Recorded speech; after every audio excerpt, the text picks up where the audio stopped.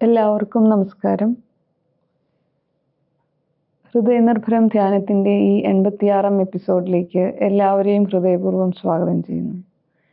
ഈ എപ്പിസോഡ് 86-ാം എപ്പിസോഡാണ്. ഇതൊരു വലിയ നീണ്ട യാത്രയായിരുന്നു അല്ലേ. നമുക്ക് ശ്രദ്ധിച്ചാലറിയാം, പലപ്പോഴും മോഹനേട്ടൻ സംസാരിച്ചിരുന്നത് പ്രേക്ഷകരുടെ ക്വസ്റ്റ്യൻസിൻ്റെ ആൻസറുകളായിരുന്നു പല എപ്പിസോഡുകളും. അതിൻ്റെ അർത്ഥം നിങ്ങളുടെ എല്ലാം പ്രേക്ഷകരുടെ സപ്പോർട്ടാണ് ഈ നീണ്ട യാത്രയ്ക്ക് പ്രധാന കാരണം. സോ തുടർന്നും ഈ ഒരു സപ്പോർട്ടും പ്രാർത്ഥനയും പ്രതീക്ഷിച്ചുകൊണ്ട് നമുക്ക് പുതിയ എപ്പിസോഡിലേക്ക് കടക്കാം.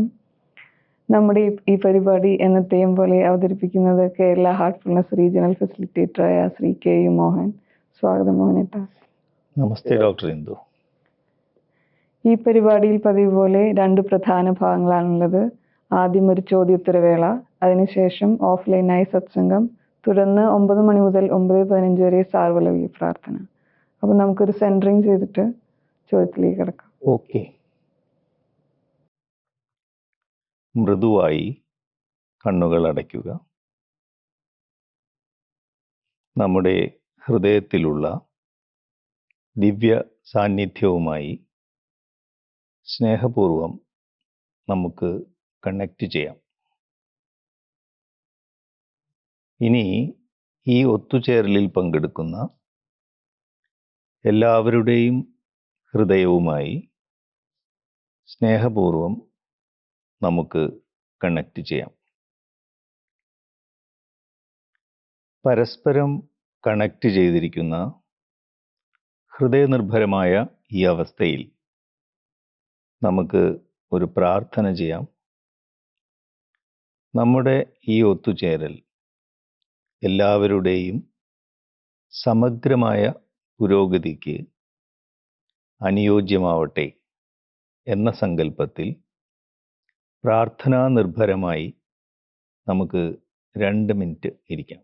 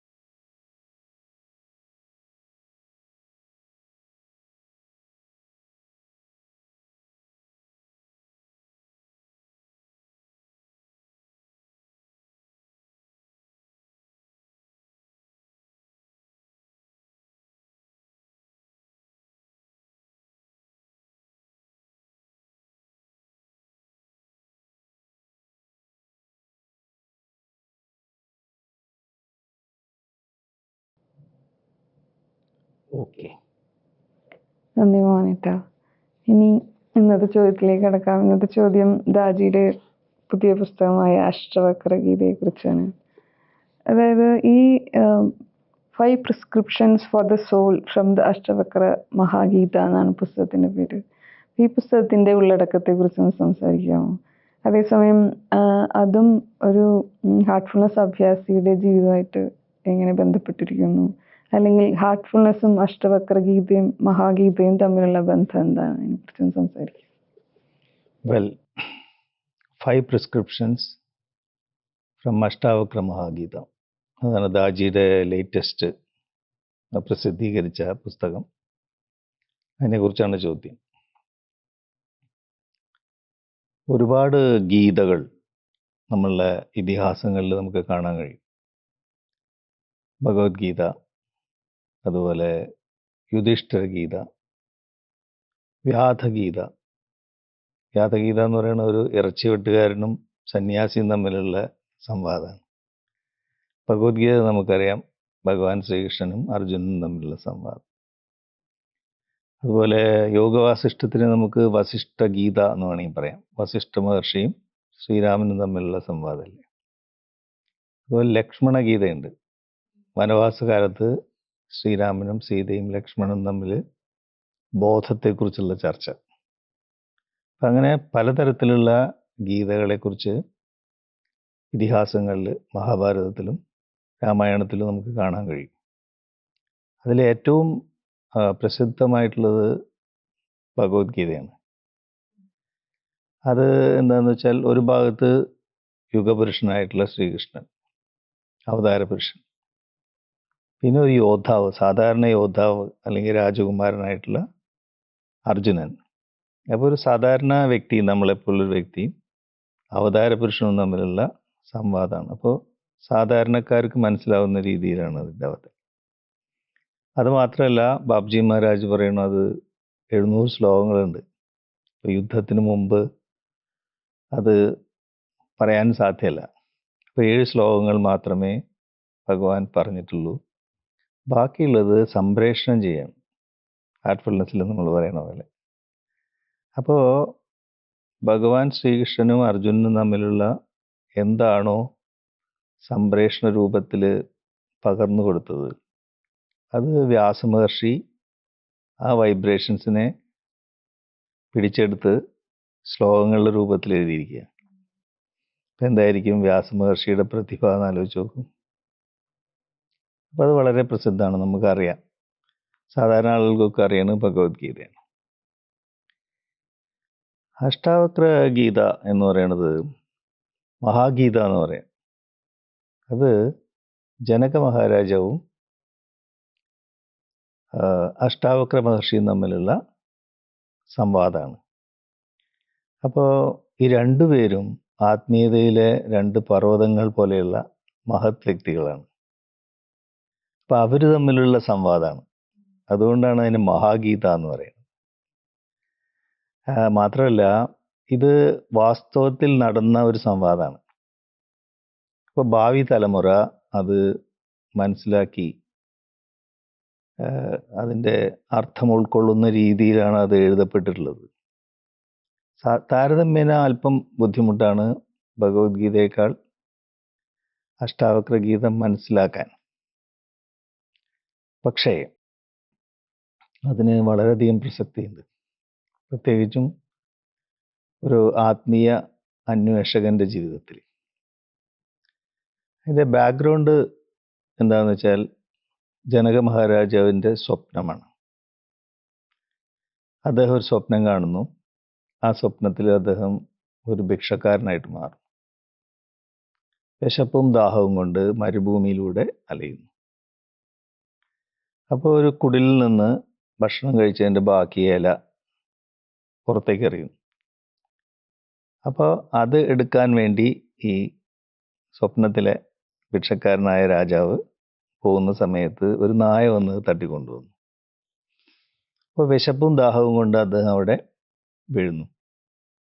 അപ്പോൾ അദ്ദേഹം കട്ടിലിൽ നിന്ന് താഴത്തേക്ക് വീഴാണ്. സ്വപ്നമല്ലേ.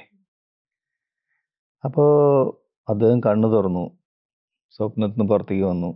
ശരീരത്തിൽ മുഴുവൻ വേർപ്പും ഒക്കെ ഉണ്ട്. അപ്പോൾ ആ സ്വപ്നത്തിലുണ്ടായ അനുഭവം നമുക്ക് പലപ്പോഴും സാധാരണ ജീവിതത്തിലെ അനുഭവത്തേക്കാൾ ഇൻറ്റൻസ് ആയിട്ട് നമുക്ക് തോന്നാറില്ലേ.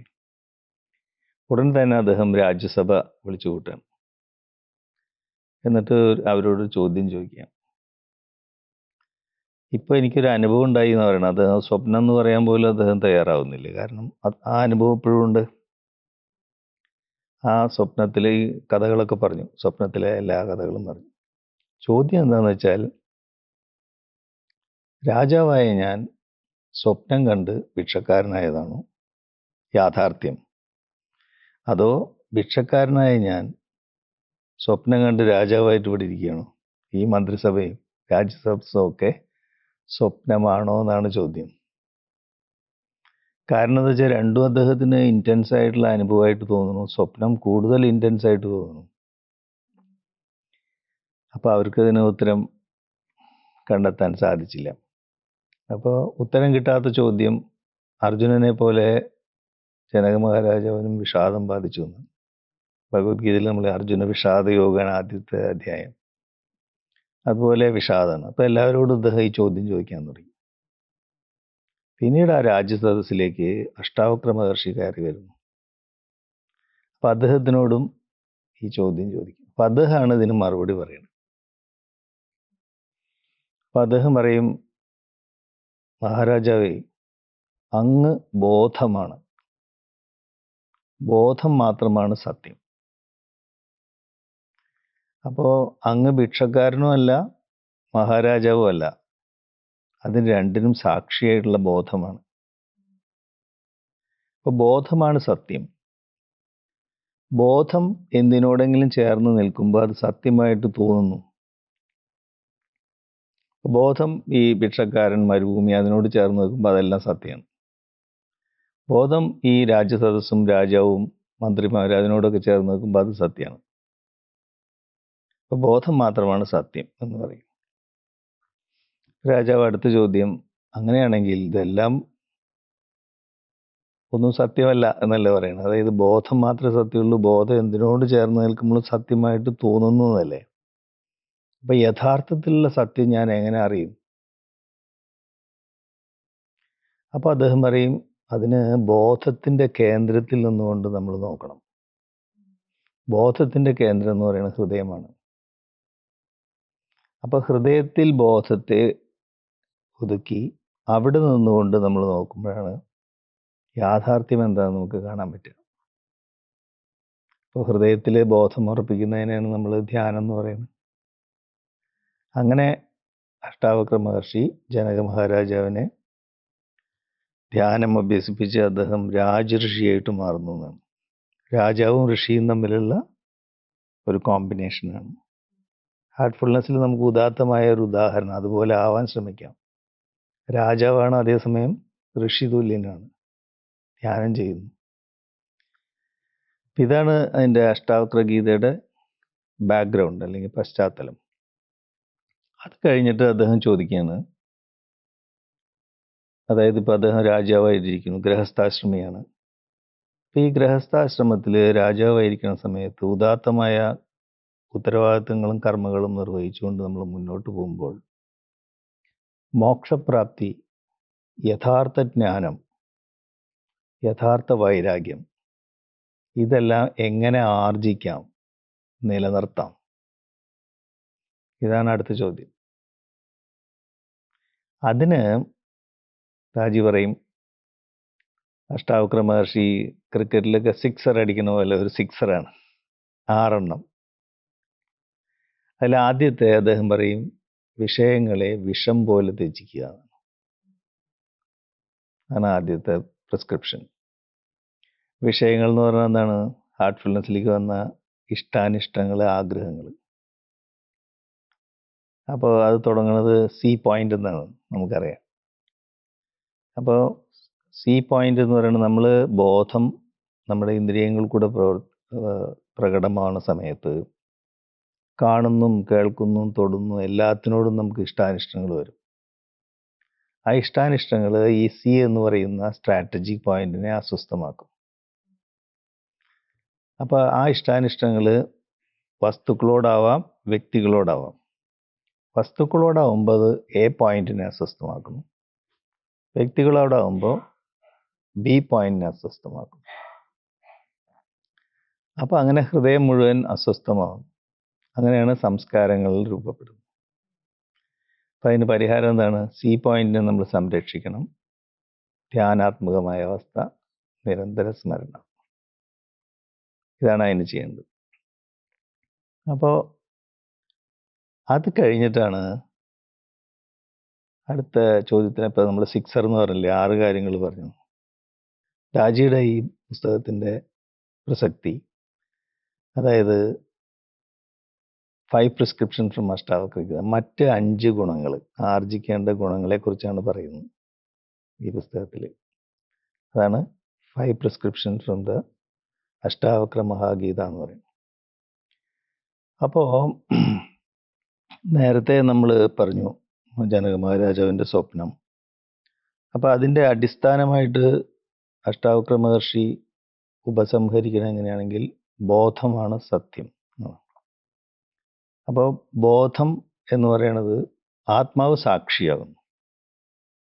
ആത്മാവ് സാക്ഷിയാകുന്ന അല്ലെങ്കിൽ നിരീക്ഷിക്കുന്ന മാധ്യമമാണ് ബോധം എന്ന് പറയുന്നത്. അപ്പോൾ ബോധം എന്നുള്ള മാധ്യമത്തിലൂടെയാണ് ആത്മാവ് സാക്ഷിയാവുന്നത് അല്ലെങ്കിൽ നിരീക്ഷിക്കുന്നത്. പിന്നെ പഞ്ചേന്ദ്രിയങ്ങളിലൂടെ പഞ്ചഭൂതങ്ങളിലൂടെ ത്രിഗുണാത്മകമായിട്ട് അത് പ്രപഞ്ചമായിട്ട് പ്രകടമാകും. അപ്പോൾ ബോധത്തിലുള്ള സങ്കീർണതകളും മാലിന്യങ്ങളുടെ അടിസ്ഥാനത്തിലാണ് നമ്മളെ കാഴ്ച വ്യത്യസ്തമാകുന്നത്.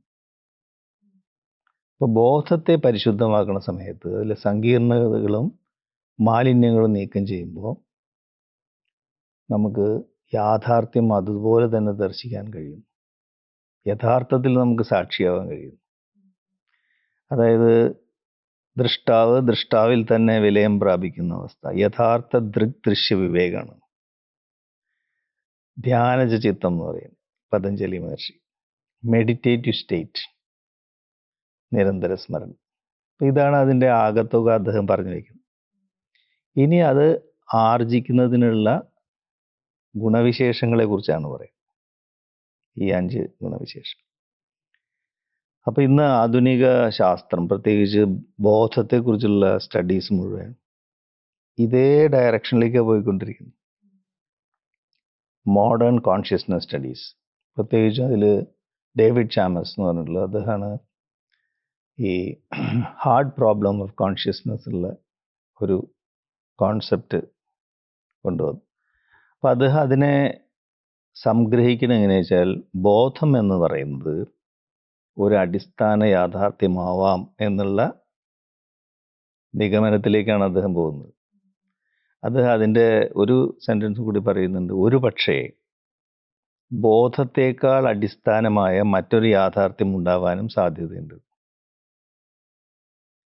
പക്ഷേ ഈ എല്ലാ ഗീതകളും, നമ്മൾ നേരത്തെ പറഞ്ഞ എല്ലാ ഗീതകളും ഈ അടിസ്ഥാന യാഥാർത്ഥ്യം അനുഭവത്തിലൂടെ ബോധ്യമായതിൻ്റെ അടിസ്ഥാനത്തിലാണ് ഈ സംവാദം. അതായത് ആത്മാവ് സാക്ഷിയാകുന്നു, ബോധം എന്ന് പറയുന്നത് ഒരു മാധ്യമമാകുന്നു.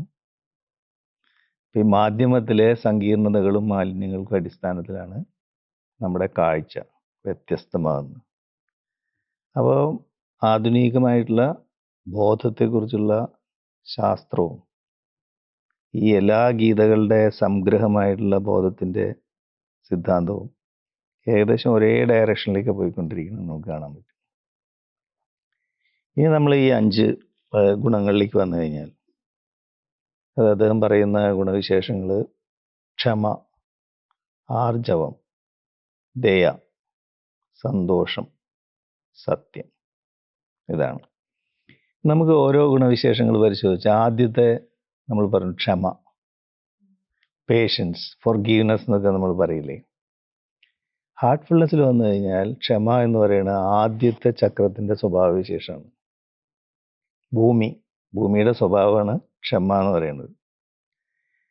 അപ്പം 1ാമത്തെ ചക്രത്തിൽ നമ്മൾ ധ്യാനിക്കുമ്പോൾ ആ ചക്രം നമ്മൾ ശുദ്ധീകരിച്ച് ക്രമീകരിക്കുന്ന സമയത്ത് ഈ ഗുണവിശേഷം നമുക്ക് സ്വാഭാവികമായിട്ട് ആർജിക്കാൻ കഴിയും.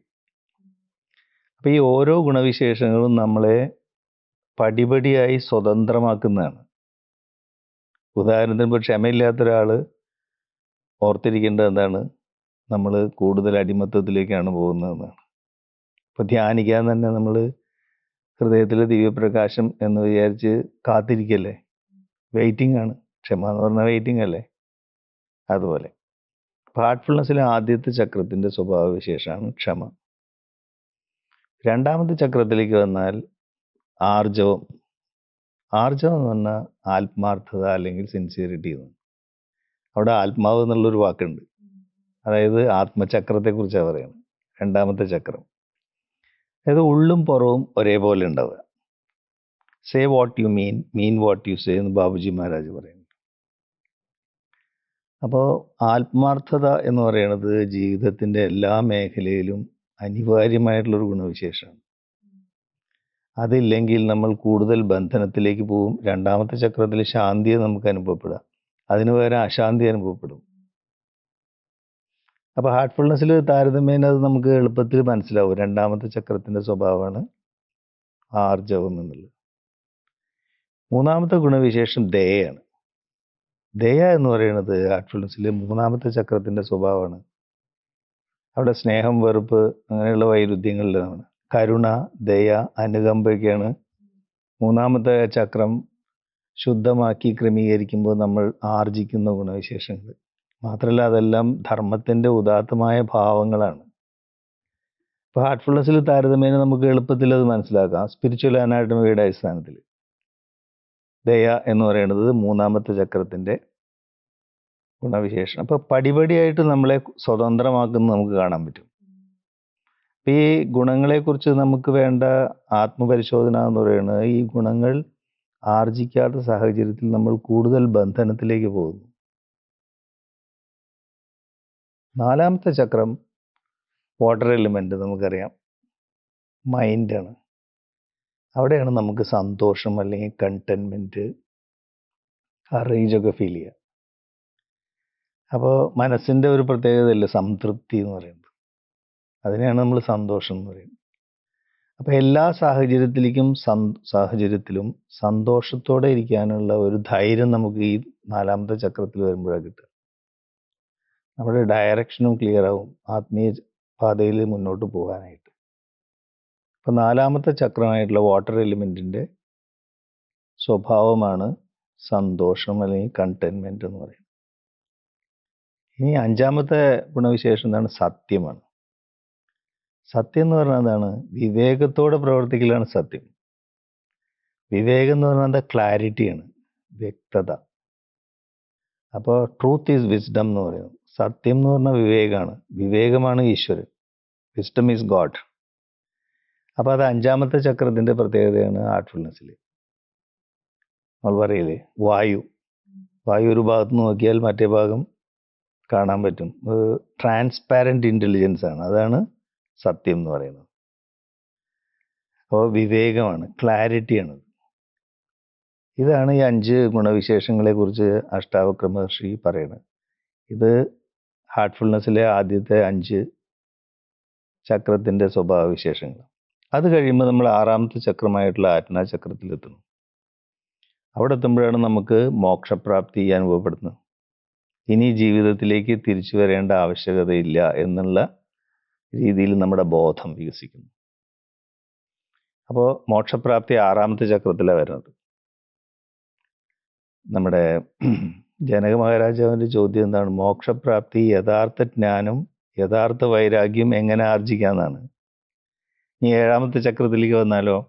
ഏഴാമത്തെ ചക്രത്തിൻ്റെ അടുത്താണ് സരസ്വതി എന്നുള്ള പോയിന്റ്. അവിടെ എത്തുമ്പോഴാണ് നമ്മൾ ഏതെങ്കിലും ഒരു വിഷയത്തെക്കുറിച്ച് ആലോചിക്കുമ്പോഴേക്കും അതിൻ്റെ ജ്ഞാനം നമ്മൾ ഓട്ടോമാറ്റിക്കായിട്ട് നമ്മുടെ ബോധത്തിലേക്ക് വരും. അപ്പോൾ യഥാർത്ഥ ജ്ഞാനം ഈ ഏഴാമത്തെ ചക്രത്തിലുള്ള സരസ്വതി പോയിന്റിലാണ് നമ്മൾ ആർജിക്കുന്നത്. വൈരാഗ്യമോ എട്ടാമത്തെ ചക്രമാണ്.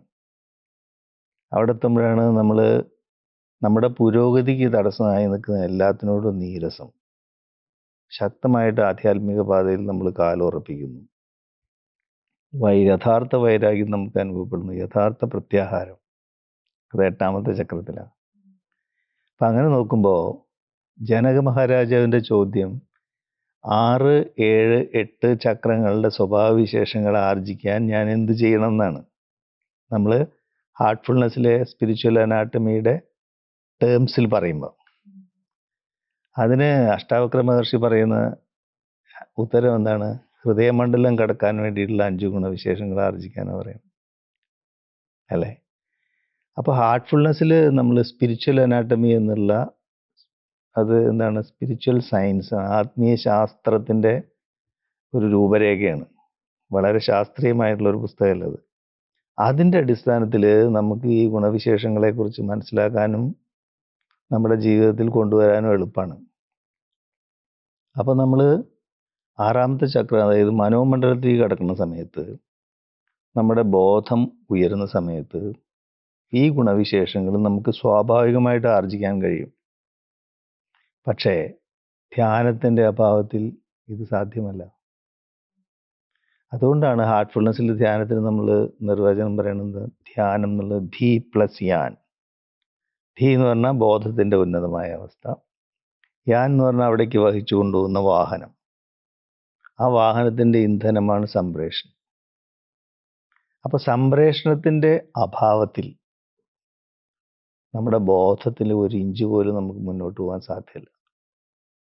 അപ്പോൾ സംപ്രേഷണത്തിലൂടെയുള്ള ധ്യാനം, പ്രത്യേകിച്ച് ഹാർട്ട്ഫുൾനെസ്സിൽ ഈ ചക്രങ്ങളിലൂടെ നമ്മൾ മുന്നോട്ട് പോകുന്ന സമയത്ത് ഈ ഗുണവിശേഷങ്ങൾ ആർജിക്കാൻ നമ്മൾ പ്രാപ്തരാകുന്നു എന്ന് പറയും. നേരെ മറിച്ച് ഈ അഷ്ടാവക്ര ഗീത മാത്രം നമ്മൾ വായിച്ചാലോ, ധ്യാന പരിശീലനം ഇല്ലെങ്കിലോ, നമ്മുടെ ഇച്ഛാശക്തി കൊണ്ട് മാത്രം ഈ ഗുണവിശേഷങ്ങൾ ആർജിക്കാൻ സാധ്യമല്ല. ഒരു കഴിവുറ്റ ഗുരുവിൻ്റെ സംപ്രേഷണത്തിൻ്റെ അടിസ്ഥാനത്തിലുള്ള ധ്യാനം അനിവാര്യമാണ്. അപ്പോൾ ഈ പുസ്തകം വായിക്കുമ്പോഴും സ്പിരിച്വൽ അനാട്ടമിയും കൂടി നമ്മൾ ചേർത്ത് വയ്ക്കുമ്പോഴാണ് നമുക്ക് മനസ്സിലാവുക ജീവിച്ചിരിക്കുന്ന ഗുരുവിൻ്റെ പ്രാധാന്യം. അപ്പോൾ ആ അർത്ഥത്തിൽ അഷ്ടാവക്ര ഗീത ഒരു തത്വചിന്തയാണെങ്കിൽ ഹാർട്ട്ഫുൾനെസ് അതിൻ്റെ പ്രയോഗശാസ്ത്രമാണ്. പ്രായോഗികമായിട്ട് നമ്മളത് ഉപയോഗിക്കുന്നു എന്ന് മാത്രമല്ല, ഹാർട്ട്ഫുൾനെസ്സിൽ നമ്മൾ 8ാമത്തെ ചക്രത്തിൽ അവസാനിക്കുന്നില്ല. 9, 10 അങ്ങനെ 13ാമത്തെ ചക്രം വരെ പോകണം. അതായത് അഷ്ടാവക്ര ഗീതയും മറികടന്നുകൊണ്ട് നമ്മൾ പോകണം. ബിയോണ്ട് അഷ്ടാവക്ര എന്ന് പറയാം. അപ്പോൾ അഷ്ടാവക്ര ഗീതയുടെ ഒരു പരിഷ്കരിച്ച പതിപ്പാണ്, ശാസ്ത്രീയമായ പരിഷ്കരിച്ച പ്രയോഗശാസ്ത്രമാണ് ഹാർട്ട്ഫുൾനെസ് എന്ന് പറഞ്ഞാൽ അത് 100% സത്യമാവും. അപ്പോൾ ആ അർത്ഥത്തിൽ നോക്കുമ്പോൾ ഈ പുസ്തകം അഷ്ടാവക്ര മഹാഗീത, അതിലെ 5 പ്രിസ്ക്രിപ്ഷൻ എന്ന് പറയുന്നത് ഒരു ആത്മീയ അന്വേഷകനെ സംബന്ധിച്ചിടത്തോളം ഒരു നിധി പോലെ സൂക്ഷിച്ച് നമ്മൾ വായിച്ച് ധ്യാനിക്കേണ്ടതാണ്. ഒരു പ്രിസ്ക്രിപ്ഷൻ ഒരു ദിവസം വായിക്കുക, എന്നിട്ട് അതിൻ്റെ അർത്ഥത്തിൽ നമ്മൾ മനനം ചെയ്യണം. ഇപ്പോൾ സംപ്രേഷണത്തിൻ്റെ അടിസ്ഥാനത്തിലുള്ള ധ്യാനത്തിൽ നമ്മുടെ ബോധം വികസിക്കുമ്പോൾ ഈ ഗുണങ്ങൾ ആർജിക്കാൻ നമ്മൾ സ്വയം പ്രാപ്തരാകുന്നു എന്ന് മാത്രമല്ല, ബോധത്തോടെ ഇത് നമ്മുടെ ജീവിതത്തിൽ പ്രയോഗിക്കാനുമുള്ള ഒരു ആർജവം നമുക്ക് ലഭിക്കും. അപ്പോൾ ആ അർത്ഥത്തിൽ ഈ പുസ്തകം ഒരു ആത്മീയ അന്വേഷകൻ്റെ ജീവിതത്തിൽ വളരെ പ്രസക്തമാണ്. എന്നാൽ അഷ്ടാവക്ര ഗീതയും മറികടന്നുകൊണ്ട് ബോധത്തിൻ്റെ ഉന്നതമായ അവസ്ഥകളിലേക്ക് ഹാർട്ട്ഫുൾനെസ് നമ്മളെ കൊണ്ടുപോകും. Thank you. നമസ്കാരം. വളരെയധികം നന്ദി മോനേട്ടാ. ഹാർട്ട്ഫുൾനെസ്സും അഷ്ടവക്ര ഗീതയും തമ്മിൽ ബന്ധിപ്പിച്ച രീതി വളരെയധികം ഹൃദ്യമായി തോന്നി. എനിക്ക് തോന്നുന്നു നമുക്ക് അഭ്യാസികൾക്ക് അത് വളരെയധികം റിലേറ്റ് ചെയ്യാൻ പറ്റും. അതുകൊണ്ട് തന്നെ ഈ പുസ്തകം വായിക്കാൻ ഒരു ഉത്തേജനം കൂടിയായിരിക്കും തോന്നുന്നു. എന്തായാലും വളരെയധികം നന്ദി. ഒപ്പം ഹാർട്ട്ഫുൾനെസ്സിൻ്റെ പ്രാധാന്യം ഒരിക്കൽ കൂടി നമുക്ക് എല്ലാവർക്കും അറിയുന്നത് പോലെ മോനേട്ടൻ എടുത്ത് പറഞ്ഞ് നമ്മളെ പിന്നെയും പിന്നെയും അത് ബോധ്യപ്പെടുത്തി തന്നു. ഒപ്പം എനിക്ക് ഒരു സംഗതി കൂടി ഒരു ഹൃദയത്തിൽ തട്ടിയ പോലെ തോന്നിയത്, ഈ പുസ്തകം ജസ്റ്റ് ഇങ്ങനെ വായിച്ചു പോകേണ്ട ഒന്നല്ല, ഇതിൻ്റെ ഓരോ സത്തയും നമ്മുടെ ഭാഗമായി മാറ്റേണ്ടതുണ്ട്. അപ്പോൾ വായിക്കുക, ഒപ്പം മെഡിറ്റേഷനും കൂടി ചെയ്യുമ്പോഴാണ് അത് നമ്മുടെ ഭാഗമായി മാറുക അല്ലേ. ഓക്കെ, എന്തായാലും വളരെയധികം നന്ദി. ഇനി നമുക്ക് സത്സംഗത്തിലേക്ക് കിടക്കാം. അപ്പോൾ അതിനു മുമ്പായിട്ട് പുതുതായി ആരെങ്കിലും ധ്യാനിക്കുന്നവരുണ്ടെങ്കിൽ അവർക്കായിട്ട് എങ്ങനെയാണ് ധ്യാനിക്കേണ്ടതെന്ന് ഒരിക്കൽ കൂടി പറയാം. നമ്മൾ എവിടെയായിരുന്നാലും സ്വസ്ഥമായിരുന്ന് കണ്ണുകളടച്ച്, എൻ്റെ ഹൃദയത്തിൽ ദിവ്യപ്രകാശത്തിൻ്റെ ഒരു സ്രോതസ്സുണ്ടെന്നും അത് എൻ്റെ ശ്രദ്ധ ഉള്ളിലേക്ക് ആകർഷിക്കുന്നുവെന്നും സങ്കല്പിച്ചുകൊണ്ട് നമ്മൾ ധ്യാനം ആരംഭിക്കുന്നു. ആ സമയത്ത് മറ്റു ചിന്തകൾ വരികയാണെങ്കിൽ നാം സ്വയം ഓർമ്മിപ്പിക്കുക, ഞാൻ എൻ്റെ ഹൃദയത്തിലെ ദിവ്യപ്രകാശത്തിൻ്റെ സ്രോതസ്സിൽ ധ്യാനിക്കുകയാണ്. നമ്മുടെ ഉള്ളിൽ സ്നേഹഭാവം, സാക്ഷിഭാവം കാത്തു സൂക്ഷിക്കുക. അതിനുശേഷം 9 മണി മുതൽ 9:15 വരെ സാർവലൗകിക പ്രാർത്ഥന. എല്ലാവരിലും സ്നേഹവും ഭക്തിയും വിശ്വാസവും സാഹോദര്യവും നിറയുന്നു എന്ന് സങ്കല്പിച്ചുകൊണ്ട് നമ്മൾ 15 മിനിറ്റ് ധ്യാനിക്കുന്നു. നമുക്ക് 9 മണി വരെ സത്സംഗം, 9 മുതൽ 9:15 വരെ സാർവലൗകിക പ്രാർത്ഥന. ഈ സമയത്ത് നമ്മൾ യൂട്യൂബ് ഡിസ്കണക്ട് ചെയ്യാണ്. Thank you. നമസ്കാരം.